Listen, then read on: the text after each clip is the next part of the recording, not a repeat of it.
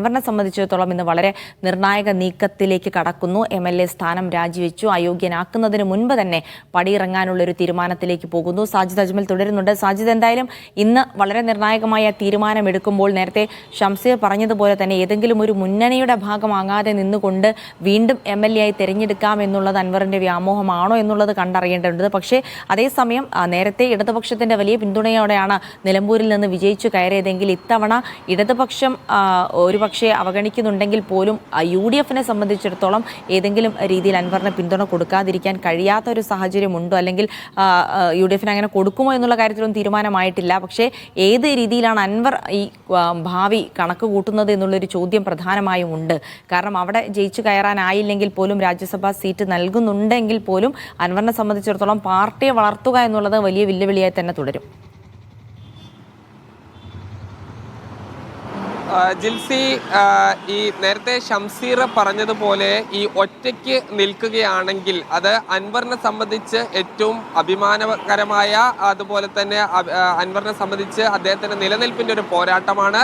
ഇടതുപക്ഷത്തിന് അവരുടെ നിലനിൽപ്പിൻ്റെ പോരാട്ടമാണ്. അതോടൊപ്പം തന്നെ UDF-ന് അവരുടെ നിലനിൽപ്പിൻ്റെ പോരാട്ടമാണ്. ഈ അൻവർ പ്രതീക്ഷിക്കുന്നത് ഈ നിയമസഭാ തെരഞ്ഞെടുപ്പിൻ്റെ, ഈ നിയമസഭയുടെ പൊതു തെരഞ്ഞെടുപ്പിൻ്റെ ഏറ്റവും അടുത്ത് നിൽക്കുന്ന, തദ്ദേശ തെരഞ്ഞെടുപ്പിൻ്റെ അടുത്ത് നിൽക്കുന്ന ഒരു സമയമായതുകൊണ്ട് തന്നെ ഈ UDF തന്നെ പിന്തുണയ്ക്കും എന്നുള്ളതാണ്.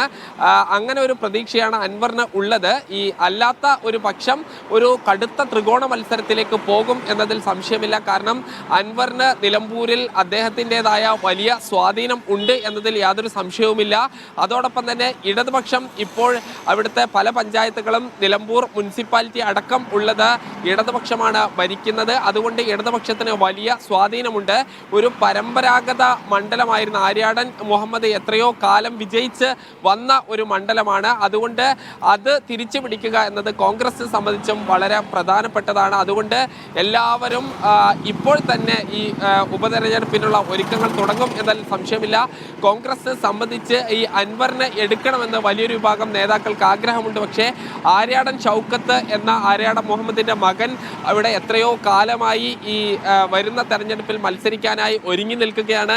DCC പ്രസിഡന്റ് VS ജോയി ആണെങ്കിൽ നിലമ്പൂരുകാരനാണ് അദ്ദേഹം. പക്ഷേ ഈ പത്തനംതിട്ടയിൽ നിന്ന് മത്സരിക്കാനാണ് ആഗ്രഹിക്കുന്നത് എന്നാണ് നമ്മൾ അറിയുന്നത്. എന്തായാലും ആര്യാടൻ ഷൗക്കത്തിനെ സംബന്ധിച്ച് നിലമ്പൂരല്ലാത്ത മറ്റൊരു മണ്ഡലം എന്നത് അദ്ദേഹത്തിന് ചിന്തിക്കാൻ പോലും കഴിയാത്തതാണ്. അതുകൊണ്ട് ഈ അൻവറിന് അവിടെ ഈ UDF-ന്റെ ബാനറിൽ മത്സരിക്കുകയാണെങ്കിൽ അത് അവിടുത്തെ കോൺഗ്രസിനുള്ളിൽ വലിയൊരു പൊട്ടിത്തെറി ഉണ്ടാവും. നേരത്തെയുള്ള പ്രതികരണത്തിൽ തന്നെ ആര്യാടൻ ഷൗക്കത്ത് സ്ഥാനാർത്ഥിയാവണം എന്നുള്ള പ്രതികരണങ്ങൾ വന്നു.